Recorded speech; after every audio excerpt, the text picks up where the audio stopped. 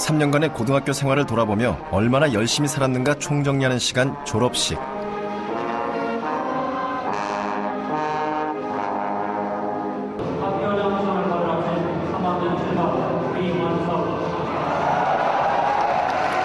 광주광역시 동성고등학교의 히어로는 위원석.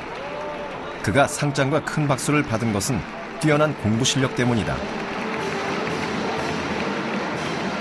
이과의 수석은 물론이고 서울대학교 수석을 한 학생입니다. 다시 한번 축하해 박수를.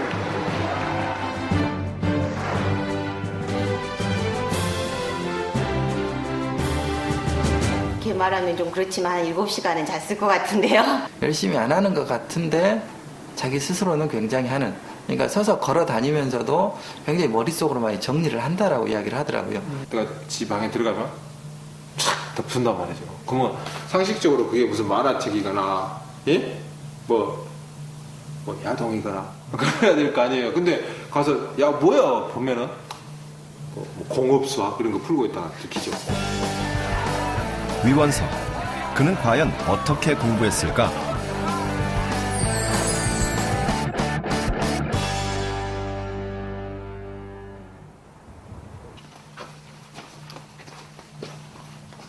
여기가 제 방이에요. 수능이 끝난 뒤 원석이는 방을 말끔하게 정리했다. 수능 끝나고 버릴 거 책들이고요. 각종 참고서와 문제집, 고3 1년 동안 씨름했던 수능 관련 책들은 이제 제 역할이 끝났다. 책장이 절반 이상 비었다. 그런데 만화책은 아직 남아있다. 일본어로 된 만화책이 여러 권 눈에 띈다. 성인 한 달 평균 독서량이 0.8권이라는데 저는 만화책 빼면은 1년 평균 독서량이 0.8권이나 되나? 진짜 저는 소설이나 막 그런 거는 취미가 없는 건지 어떤 건지 아무튼 그런 건 못 읽겠어요. 심지어는 비문학 서적도 잘 못 읽고요. 더 자주 보는 책들은 저기 침대 머리맡에 있어요.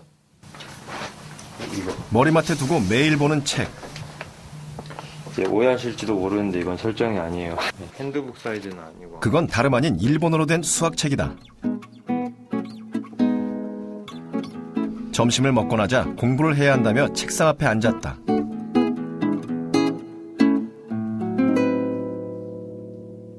이런 상태로 과연 공부가 될까? 피곤해요? 네. 피곤해? 한동안 계속 딴짓만 한다.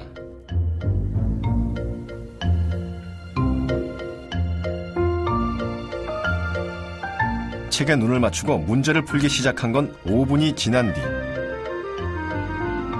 방금 전까지 졸음 가득했던 눈빛이 달라졌다.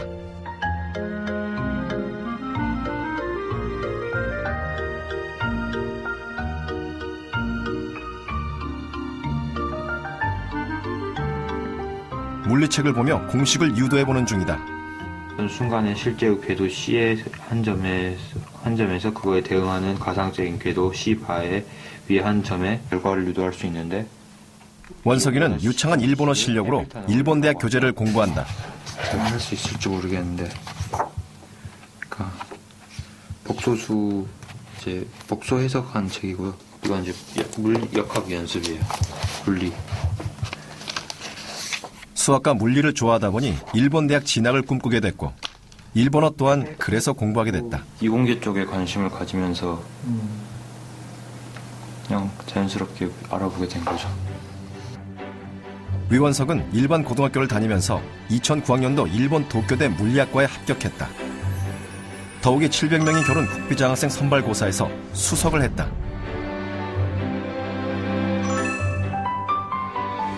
이뿐만이 아니다.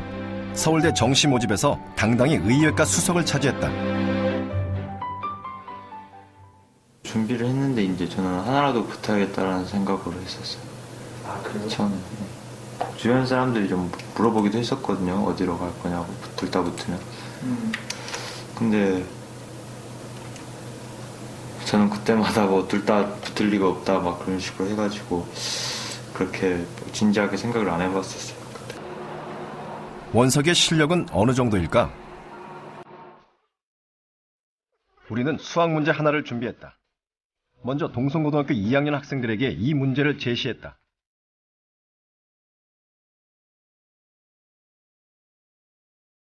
(1984학년도) 일본 도쿄대 입학시험에 출제됐던 문제.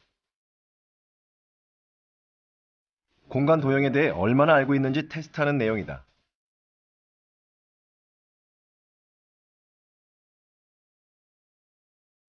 고등학교라기보다는 대학교 한 3, 4학년도 수준이라고 볼 수 있겠습니다. 그리고 유형 자체가 아까도 말씀드린 것처럼 좀 다르기 때문에 지금 애들은 조금 힘들어할 것 같습니다. 주어진 시간은 20분. 풀이가 시작됐다.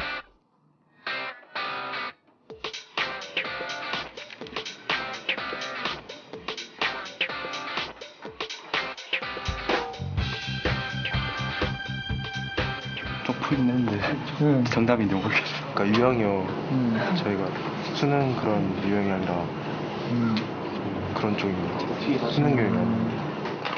학생들 중에 어느 정도 푼 친구 있어요?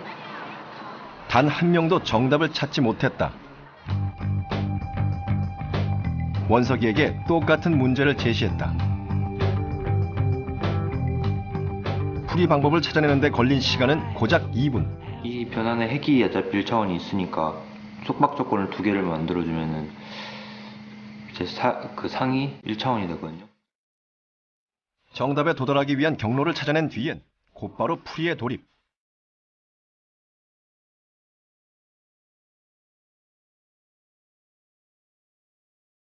잠시 후 연습장엔 질서정연하게 풀이 과정이 기록됐다.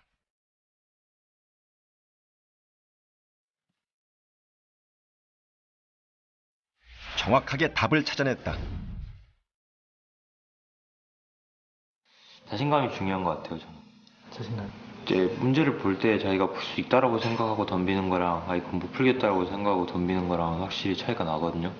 이제 자신감은 이제 공부를 열심히 하는 데서 오는 거고, 다 이제 자기가 이제 알고 있다라는 확신이 드는 데서 오는 거고, 여긴 하는 것 중에 내가 모르는 소리는 없다, 아는 소리로 이루어져 있다라는 그런 확신이 있을 때 오는 거고, 이제 그러려면 공부를 해야지 그런 확신이 생기죠. 원석이는 올해 수능에서 수학은 만점.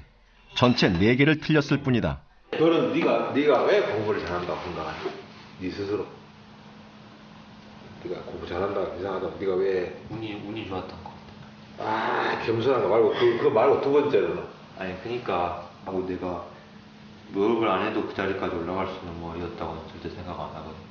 항상 내가 공부를 관심이라도 계속 가지고 그쪽으로 마인드를 계속 형성을 하고 있었다는 사실이 그게 운이 좋은 거지. 중학교에 다닐 때만 해도 원석이의 성적은 그리 뛰어난 편이 아니었다. 공부보다는 노는 시간이 더 많은 아이였다.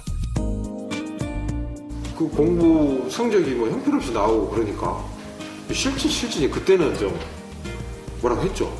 또 왜 이러냐. 많은 친구들이 그런 것처럼 게임도 즐겨했다. 공부는 학교 수업을 듣는 것이 전부였다. 열심히 해야 한다는 생각조차 없었다.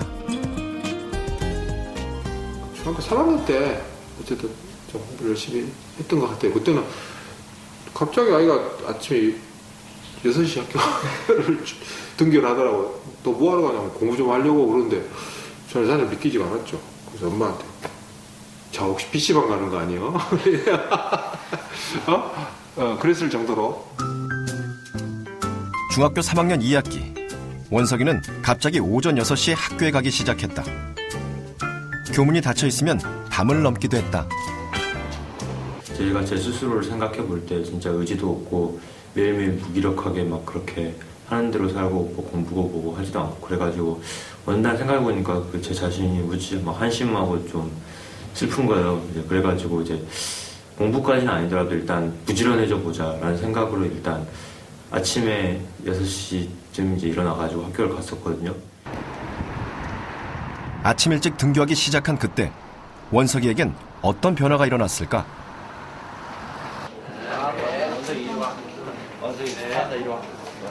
그를 기억하는 많은 선생님들이 대학 입학을 축하해 주셨다.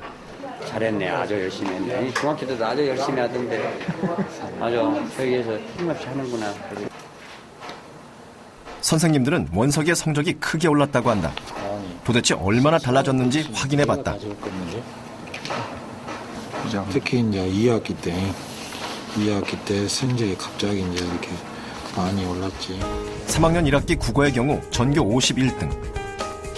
그런데 놀랍게도 2학기에 가면 1등이 된다.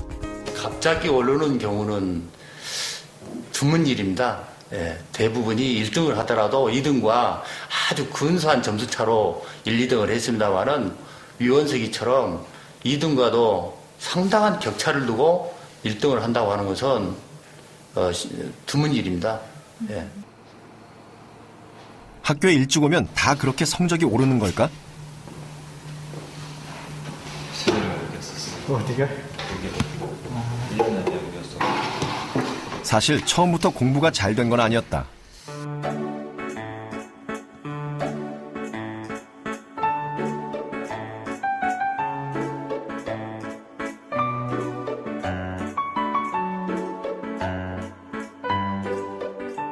공부할 때는 했었지만 이제 음료수 뽑아서 마시거나 아니면 그냥 책상 위에 누워서 자거나 이제 심심하잖아요. 그러다 보면 이제 교실 앞에 가서 물론 컴퓨터를 할 때도 있고 뭐 딴 걸 할 때도 있지만 또 공부를 할 때도 있었죠.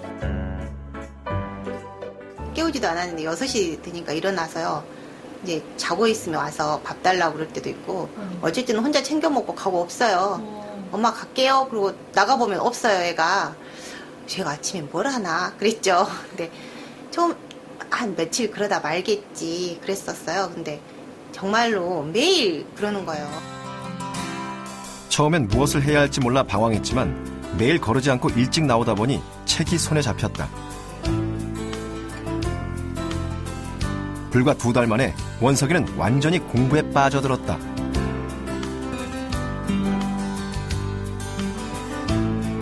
제가 책상에 꼭 오래 앉아있는 스타일은 아니거든요. 근데 이제 제가 그렇게 하다 보니까 막 모든 시간을 아깝게 생각을 하다 보니까 이제 어디 갈 때 예를 들면 뭐 화장실에 간다거나 그럴 때도 꼭 책을 안 들고 가면은 괜히 불안하고 아무것도 안 하고 있으니까 그렇게 된 거예요. 그래가지고 이제 꼭 책상에 오래 있지 않더라도 이제 여기저기 움직이더라도 그 시간 동안 계속 공부에 몰입을 할 수 있으니까 그런 점에서 확실히 그때 제 자신이 바뀌었구나 하는 걸 느꼈어요.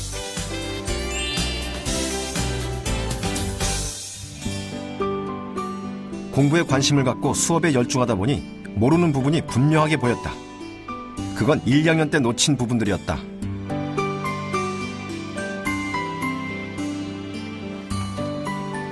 그냥 이제 공부를 해야겠다는 생각이 드니까 딱 주변에 집히는 게 교과 공부였거든요, 그때는. 이제 그래가지고 제가 1, 2학년 때 수업을 잘 안 들어가지고 그때 모르는 게 많으니까 특히 사회나 국사 같은 거는 1, 2학년 거를 보면서 계속 정리를 했어요. 1, 2학년 과정을 다시 공부했다고 하는데 아마 기본적인 개념을 다시 복습했겠죠. 그 개념만 알면은 3학년 과정 선생님께서 설명해 준 내용들을 잘 들으면은 얼마든지 따라갈 수 있다고 봅니다. 교과서를 보고 그 내용을 다 외울 필요가 있는 게 아니라 예를 들면 역사 뭐 2학년 때 세계사를 본다 그러면 그 흐름이라도 좀 알아두고 이런 이름이 나오면 얘는 뭐 하는 데인지 아니면 뭐 여기는 뭐 하는 데인지 어느 지방에 있는 데인지 그런 어느 상식선에서 그 정도로 쌓아놓는 게 그게 좀 사소한 일 같지만 저는 매우 중요한 것 같아요. 일단 이걸 안 하면은 내용을 알 수가 없으니까 3학년 걸 해도 의미가 없다라는 생각을 좀 했었고요. 또 부끄럽고 좀 그랬지만은 그래도 이걸 안 하면 안 된다라는 생각 가지고 그냥 했었어요.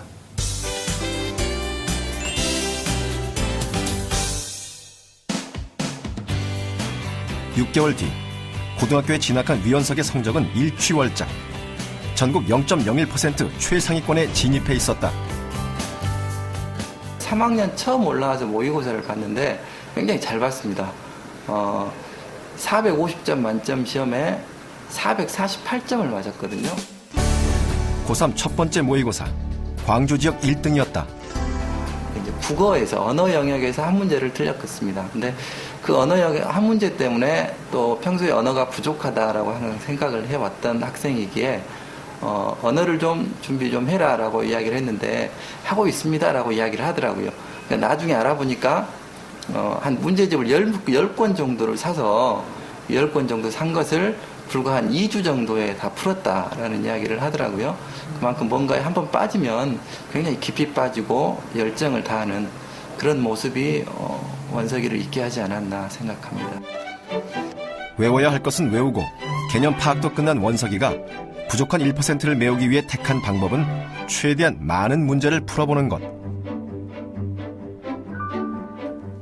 문제 많고 해설 잘 돼 있고 그런 거 고르죠. 문제 많은 거? 해설 잘 돼 있고 각 문제 수는 이제 가격 대비로 따지는 거고 해설은 무조건 잘 돼 있는 걸 사야죠. 그런데 문제를 많이 풀다 보니 조금씩 유형이 다르다는 걸 발견했다. 이거는 이제 이거는 이제 처음에 시작할 때 좀 개념이 부족했을 때 떠줬던 거. 마침 고2 때부터 일본 대학에 진학할 계획을 세웠던 원석이는 적극적으로 일본 교재에 도전했다. 유형이 다른 문제들, 그것은 새로운 경험이었다. 그런 거긴 한데 그러니까 문제가 막 수능처럼 막 짧게 나와가지고 막 한 2, 3분 동안 풀 수 있게 막 답은 1부터 1000까지 0부터 999까지 중에 하나로 나오는 게 아니고 막 본고서식으로 문제를 아예 풀어가지고 풀이과정이랑 같이 답을 쓰게 돼 있는데, 일본 대학 입시 수학 문제의 경우 제시문 하나에 3가지 답과 풀이과정을 쓰는 형식이 많다. 처음엔 어찌 풀어야 할지 난감하기만 했다. 너무나 어렵게 느껴졌다. 그러나 유형이 다르다는 건 접근 방법의 차이일 뿐. 그 속내를 들여다보면 이미 다 배운 것들이 대부분이다. 문제를 풀 때마다 자신감이 늘어났다. 아무래도 일본 문제는 이제 푸는데 시간이나 노력이 많이 들고 또 푸는 과정이 좀 복잡하거든요. 이제 그런 걸 많이 풀다 보면은 이게 하드 트레이닝을 하는 거죠. 작년 수능도 그랬었고 어려운 문제들이 많이 나와가지고 좀 생각을 요하는 문제들이 많이 나왔었잖아요. 이제 그런 거 할 때 당황하지 않고 더 어려운 문제도 많이 풀어봤고 더 복잡한 문제도 많이 풀어봤으니까 그 정신 차리고 정확하게 푸는 길을 찾아가는데 도움이 됐었던 것 같아요.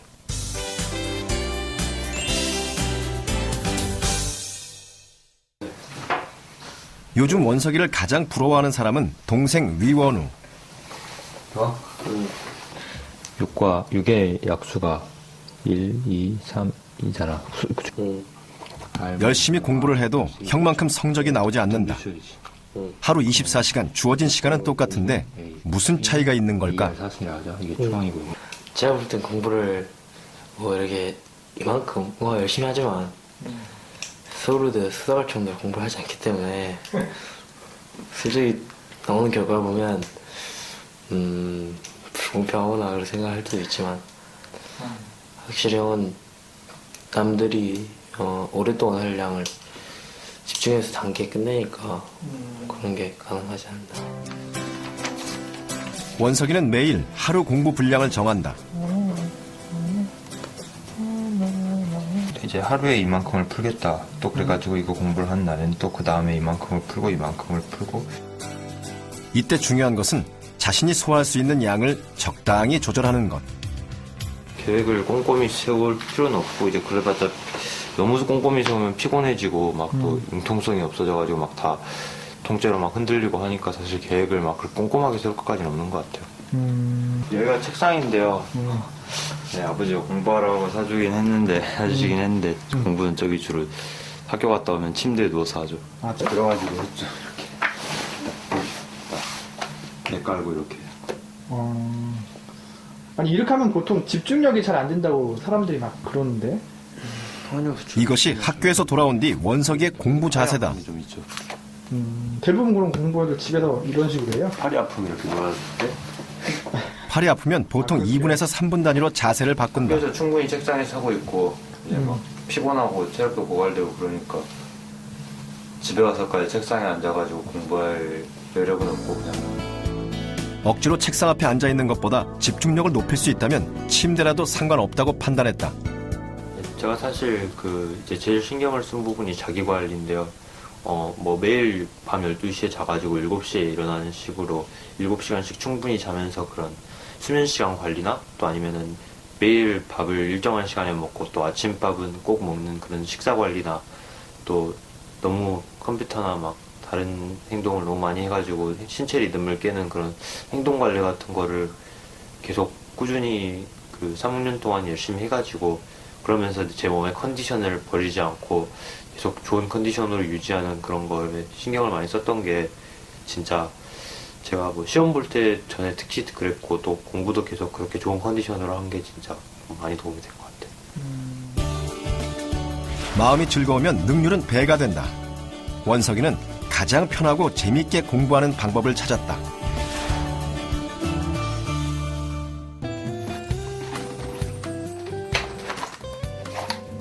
원석이가 부지런히 외출 준비를 했다.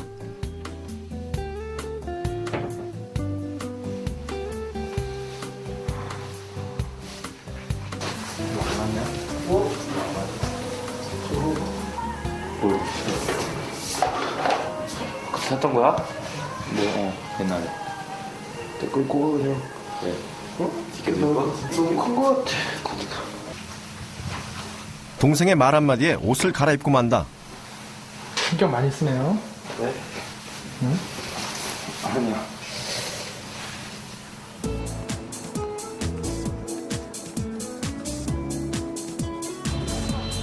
최대한 멋지게 차려입고 원석이가 찾아간 곳은 동네 작은 학원이었다. 조금 저 얘들한테. 수원이에요? 수원반에. 네. 수원반이요? 그 안에. 중학교 1학년 무렵 다녔던 학원이다. 요즘 원석이는 일주일에 2번 이곳에서 후배들을 가르치고 있다. 그런 거 같아. 아까 나갔어 있더니 통과. 열심히 잘해. 네. 나가서 밥 좀 먹고. 저 이번 주까지밖에 못 나올 것 같아 아마. 그래야. 다음 주부터 서울 나와서 어떻게 해? 잠깐 짬을 내 아르바이트를 하는 것이다. 이 정점이 있고 이 정점에서의 내분이라고 생각해도 되고 외분이라고 생각해도 되고. 도쿄대도 국비장학금을 받게 됐고 서울대 의예과도 수석을 했기 때문에 등록금 걱정은 없다. 아르바이트를 하는 건 단순히 돈을 벌기 위해서가 아니다. 관마사가 있다고 해봐. 차근차근 신중하게 원석이는 문제풀이를 진행했다. 반지름 뭐야?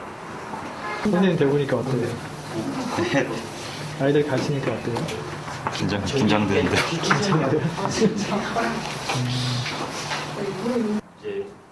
다 아는 내용도 가르치다 보면 새롭게 보일 때가 많다. 가르치면서 내가 혹시 뭐 부족했던 부분이 있나 그런 좀 뭐 멘토링도 해볼 수 있고 수학을 보는 관점이 똑같은 내용을 보는 관점이 여러 가지가 있을 수 있잖아요. 근데 꼭 그냥 한두 가지 관점에서 보다가 또 새로운 관점을 보게 되는 것 같아요. 가르치다 보면.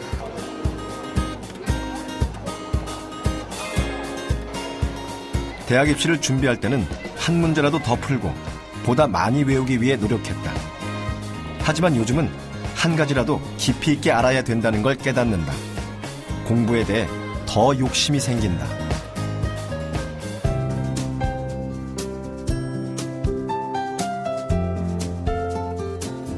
현재 원석이는 도쿄대 물리학과로 진학할 것이냐, 서울대 의예과로 갈 것이냐, 중대한 선택의 갈림길에 서 있다. 여기 앉을까? 원석의 결정이 늦어지자 부모님도 걱정이 많아졌다. 일단 확신을 갖고 공부를 해야 할 텐데 우리가 이제 어떤 지금 선택을 못하고 있는 것은 좋은데 나중에 선택 후에 또 자꾸자꾸 미련이 생기거나 네가 어떤 그 확신이 안 생기면 그것도 걱정이야. 그러진 않지? 언제까지 결정해줘야 되는 거야? 거기 일본, 거기 동명대 몰라? 응? 생각할 수 있는 시간이 많지 않다. 엄마는 엄마니까 이제 우리 아들이 이제 엄마는 그래 일본 뭐 동경대하고 서울대하고 두 개 중에서 어떻게 엄마는 구별을 하냐면 아들이 엄마하고 가깝게 있는가 멀리 있는가 정말 그거밖에 차이가 안 나. 그래서 엄마 아빠가 탁 찍어줬으면 좋겠냐? 너 여기 가라. 그건 아니지.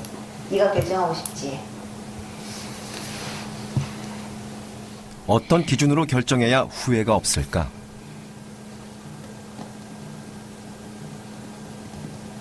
물론 둘 중에 하나를 얻어야 된다는 관점에서 볼 수 있지만 또 둘 중에 하나를 버려야 된다는 관점에서 볼 수도 있잖아.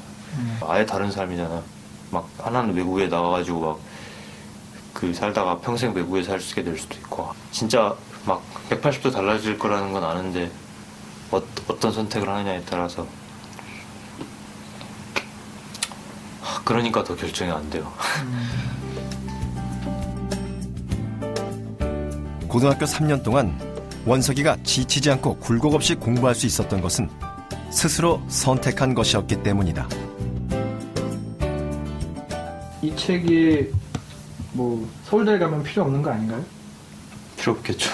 전혀 필요 없겠죠. 근데 왜 사왔어요? 네. 동경대를 가려고 사온 건가? 좋아하는 거니까. 내가 가장 재미있게 할 수 있는 공부, 그것이 선택 기준이다. 사실 공부하는 요령도 중요하고 뭘 자기 머리가 얼마나 좋은지도 중요하고 선생님도 중요하죠. 하지만은 이제 가장 중요한 거는 자기가 어떻게 마음을 먹느냐에 달렸다고 생각해요. 공부는 누구도 대신해 줄 수 없는 나의 문제다. 원성아, 사회에서도 계속 경쟁하자 우리. 파이팅! 고등학교 3학년 때 열심히 공부했고 앞으로도 계속 이렇게 우애 있게 애들끼리 만날 때 항상 나왔으면 좋겠고 제발 일본에서 살지 말고 한국에서 살았으면 좋겠습니다.